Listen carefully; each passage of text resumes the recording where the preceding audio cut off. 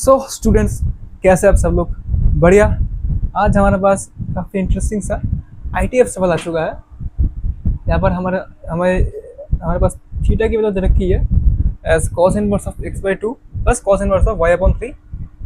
इसकी वैल्यू है थीटा के इक्वल, और हमें ये इक्वेशन दे रखा है 12x minus 9xy sine theta plus y square equals K square cos square theta. हमें यहाँ से के की वैल्यू निकालनी है।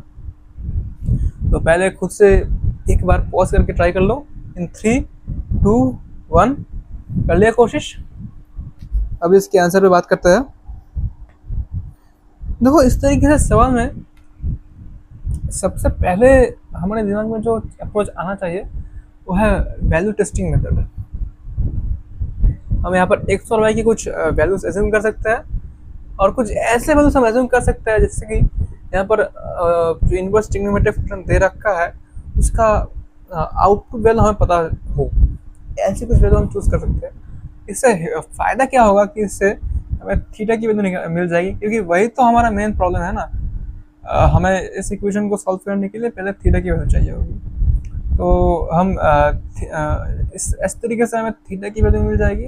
फिर वहाँ से हमने एक्स और वाई के जो वैल्यूज एज्यूम किए थे वो हम इस इक्वेशन में प्लग इन कर देंगे, और हम थीटा की वैल्यू भी प्लग इन कर देंगे यहाँ से जो मिलेगी, और फिर हम काम तो सिंपल हो जाएगा।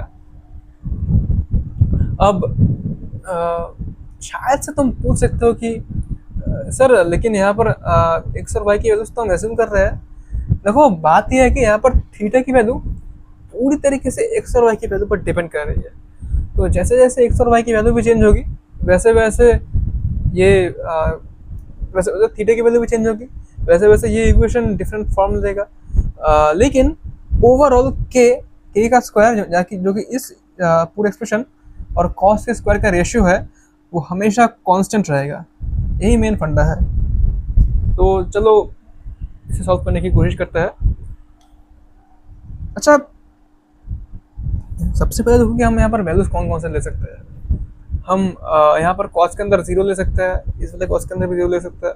लेकिन अगर हम दोनों जगह जीरो कर देंगे ना तो यहाँ पर कुछ दिक्कतें वगैरह आ सकती है। जैसे यहाँ पर एक नहीं यहाँ पर दिक्कत इस वाले टर्म में नहीं आएगा, लेकिन यहाँ पर ये पूरा का पूरा टर्म बन जाएगा जीरो, और फिर वहाँ से चीज़ें थोड़ा सा मुश्किल हो सकती है हमारे लिए सॉल्व करना।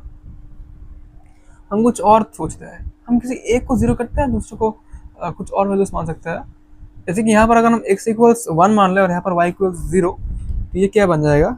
x equals 1 y equals 0 late,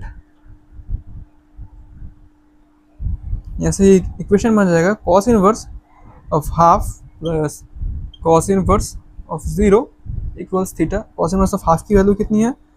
π/3। cos inverse of 0 की वैल्यू कितनी है? π/2। इसकी वैल्यू है थीटा के बराबर, यानी थीटा की वैल्यू है यहाँ से 5π/6। अगर हम यहाँ से इस वैल्यू को इस इक्वेशन में प्लग इन कर देंगे तो क्या मिलेगा?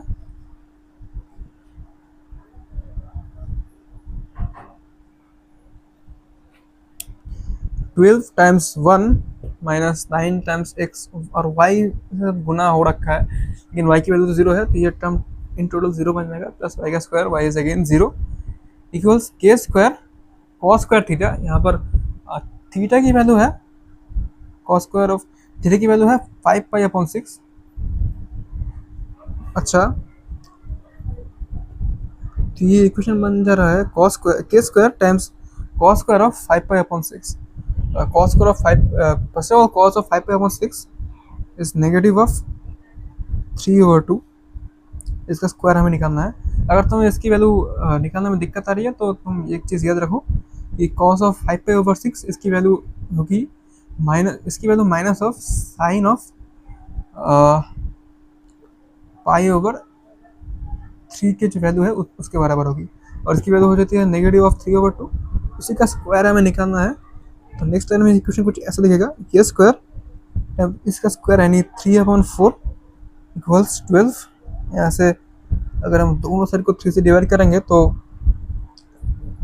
पहले लेफ्ट साइड में बचेगा 4, सॉरी लेफ्ट साइड में बचेगा के स्क्वायर अपॉन 4 और राइट साइड में बचेगा सिर्फ 4, और फिर दोनों साइड को हम 4 से मल्टीप्लाई कर देंगे तो के स्क्वायर की वैल्यू आ जाएगी 16, यहाँ से के की वैल्यू आ जाएगी प्लस और माइनस 4। और ये हो गया हमारा सवाल सॉल्व। काफ़ी सिंपल था, काफ़ी बेसिक सवाल था, लेकिन ऐसे बेसिक सवाल फंडामेंटल्स को डेवलप करने में मदद करता है। खैर, hope you like this video. अगर तुम्हें इस वीडियो में कुछ भी समझने में दिक्कत आ रही है तो you can as always ask me in the comment section about that. अगले वीडियो में फिर मिलता है, तब तक के लिए stay tuned and keep learning.